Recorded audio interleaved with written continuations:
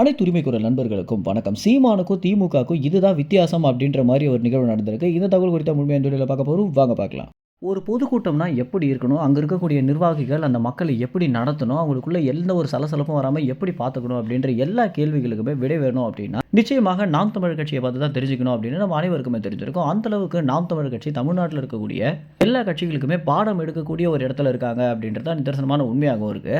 ஒரு கூட்டத்துல சீமான் பேசுறாரு அப்படின்னா, அந்த இடத்துல மக்கள் எந்த அளவுக்கு அமைதியாக உட்கார்ந்திருப்பாங்க, எந்த அளவுக்கு சீமான் பேசக்கூடிய விஷயங்கள கவனிப்பாங்க அப்படின்றத நம்ம எல்லா காணொளிகள்லயுமே பார்த்திருப்போம். குறிப்பாக மாணவர்கள் கூட சீமான் மேல மிகப்பெரிய பற்று கொண்டு சீமான் பேசுற வரைக்கும் அமைதியாக கேட்கிறதும், சீமான் பேசக்கூடிய அரசியல கூர்ந்து கவனிக்கிறதும் அப்படின்னு தமிழ் தேசிய அரசியல தெரிஞ்சுக்கணும் அப்படின்றதுனாலேயே சீமான ஒரு ஆசானாகவே கல்லூரி மாணவர்கள் இப்போ வரைக்கும் பார்த்துட்டு வந்துட்டு இருக்காங்க. இதனுடைய ஒரு வெளிப்பாடாக தான் இளைஞர்களுடைய ஆதரவு அதிகமாகவே சீமானுக்கு இருந்துட்டு இருக்கு. இந்த விஷயத்தை எப்படியாவது மாத்தணும் அப்படின்னு நிறைய கட்சிகள் முயற்சி பண்ணிட்டு இருந்தாலுமே சீமான் அளவுக்கு எந்த ஒரு அரசியல் தலைவருக்குமே ஒரு ஆதரவு கிடைக்கல அப்படின்றது நிதர்சனமான உண்மையாக இருக்கு. விஜய்க்கு கூட ஒரு திரை பிரபலம் அப்படின்ற ஒரே காரணத்தினால தான் இந்த அளவுக்கு ஆதரவு இருக்கே தவிர, ஒரு அரசியல்வாதியாக வந்திருந்தாரு அப்படின்னா நிச்சயமாக அவர் பேசக்கூடிய திறமைக்கும் அவருக்கு இருக்கக்கூடிய அரசியல் அறிவுக்கும் பார்த்தீங்கன்னா நிச்சயமாக இவ்வளோ பெரிய கூட்டம்லாம் கூடுறதுக்கு வாய்ப்பே இல்லை அப்படின்னு நம்ம அனைவருக்குமே தெரிஞ்சிருக்கும். இந்த வகையில் சீமானை விட எப்படியாவது நம்ம மக்கள் அதிகமாக சேர்க்கணும், மக்கள் அதிகமாக நம்ம பேசக்கூடியதை கூர்ந்து கவனிக்கணும் அப்படின்னு திமுக கட்சி முயற்சி பண்ணி தோத்து போயிருக்கக்கூடிய ஒரு விஷயத்தை நம்மளால பார்க்க முடியுது. பெரிய கூட்டத்தை கூட்டணும் அப்படின்றதுக்காக ஒரு மார்க்கெட் ஃபுல்லா மக்களை வர வைக்கணும் அப்படின்னு முயற்சி பண்ணி சேர்களை அடுக்கி இருந்தாலுமே அங்க பாத்தீங்கன்னா கூட்டமே கூடாம பிரிச்சோடிய சேர்களை நம்மளால பார்க்க முடியுது. அது மட்டும் இல்லாம அங்க இருக்கக்கூடிய ஒரு சில மக்கள் கூட மேடையில பேசுறதை கவனிக்காம அவங்களுக்குள்ள கதை பேசிட்டு இருக்கக்கூடிய விஷயத்தையும் நம்மளால பார்க்க முடியுது.